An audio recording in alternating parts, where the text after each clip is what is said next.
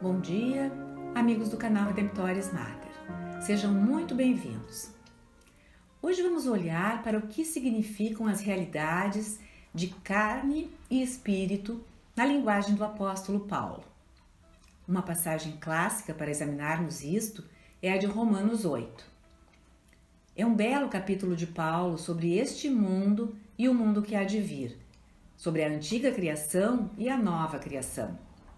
Quando Paulo fala sobre a carne e o espírito, ele não está falando sobre o corpo e a alma, da maneira que normalmente hoje pensamos, especialmente se ouvirmos essas palavras contrastando uma com a outra.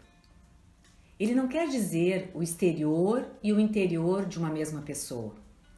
Ele está falando de dois reinos, duas esferas da realidade. A carne, em Paulo, a palavra grega é sarx, refere-se a este mundo visível e decaído, ao mundo à nossa volta. Obviamente, inclui nossos corpos mortais, mas não se limita a isso. A vida, segundo o Espírito, é vida da graça obtida com a redenção. Podemos imaginar dois círculos com uma interseção, como dois campos da realidade que se tocam em alguns pontos. Num círculo, tem-se o que Paulo chama o domínio da carne, este mundo atual do pecado e da morte, da velha criação. No outro círculo, tem-se o reino do Espírito, ou o mundo que há de vir, a nova criação.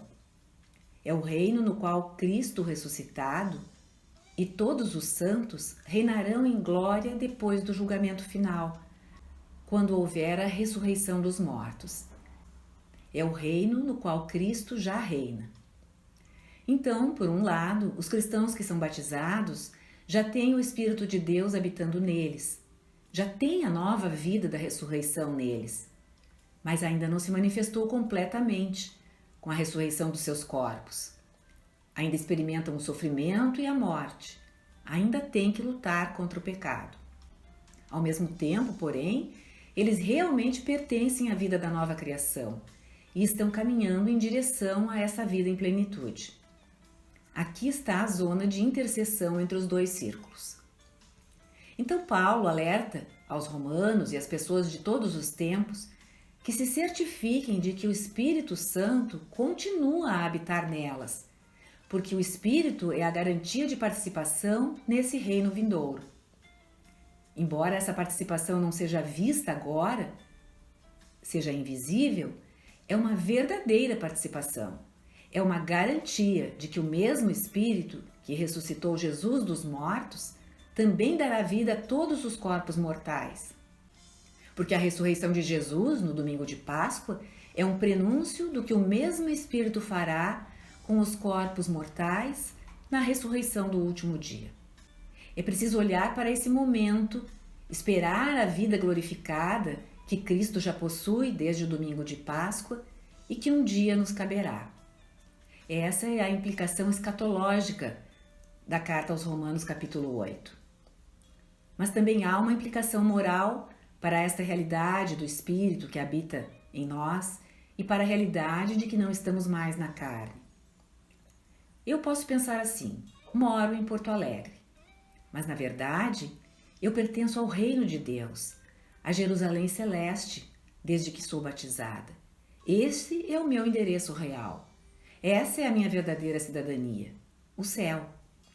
Daí que é necessário viver tal realidade. Ela é sim invisível, porém é o resultado real da minha união com Cristo no batismo pela fé. Por isso Paulo diz: nós somos devedores, não da carne, mas do Espírito. Porque se vivermos de acordo com a carne, morreremos. Em Gálatas 5, Paulo lista as obras do viver segundo a carne. Coisas como idolatria, imoralidade, inveja, todos os tipos de pecados capitais, mortais. Em outras palavras, Paulo está exortando: é preciso erradicar o pecado da vida, lutando contra a inclinação ao pecado. E a imagem que Paulo usa é a de matar esses atos da carne. De fato, o caminho da perfeição passa por aí. Não há santidade sem renúncia e sem batalha espiritual. O progresso espiritual implica ascese e mortificação que gradualmente levam a viver na paz e na alegria das bem-aventuranças.